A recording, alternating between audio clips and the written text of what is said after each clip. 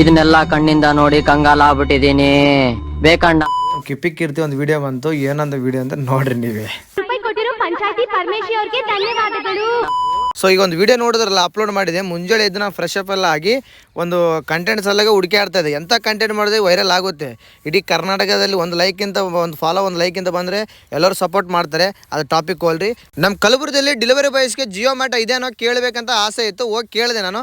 ಇತ್ತು, ಬಟ್ ಕಲಬುರಗಿಯಲ್ಲಿ ನಾನು ನನ್ನ ಫ್ರೆಂಡ್ ಫ್ರೆಶ್ ಅಪ್ ಎಲ್ಲ ಆಗಿ 2 ಗಂಟೆಗೆ ನಾನು ಸ್ಟಾರ್ಟ್ ಮಾಡಿದೆ.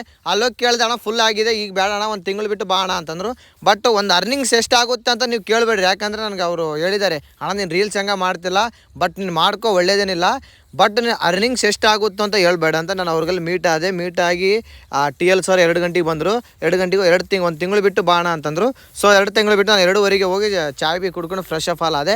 5:15 ಚಾಯ್ ಎಲ್ಲ ಕುಡ್ಕೊಂಡು ಹಿಂಗೆ ನನಗೆ ಟೈಮ್ ಪಾಸ್ ಆಗಿ ರೀಲ್ಸ್ ನೋಡ್ಬೇಕಿತ್ತು. ನಮ್ಮ ಕಿಪಿಕ್ ಕೀರ್ತಿ ಒಂದು ವಿಡಿಯೋ ಬಂತು. ಏನಂದ ವಿಡಿಯೋ ಅಂತ ನೋಡ್ರಿ ನೀವೇ. ಪಂಚಾಯತಿ ಪರಮೇಶಿ ಅವರಿಗೆ ಧನ್ಯವಾದಗಳು. ಎಲ್ಲಿದ್ದೀರಾ ಪಂಚಾಯತಿ ಪರಮೇಶಿ ಮಾಮ?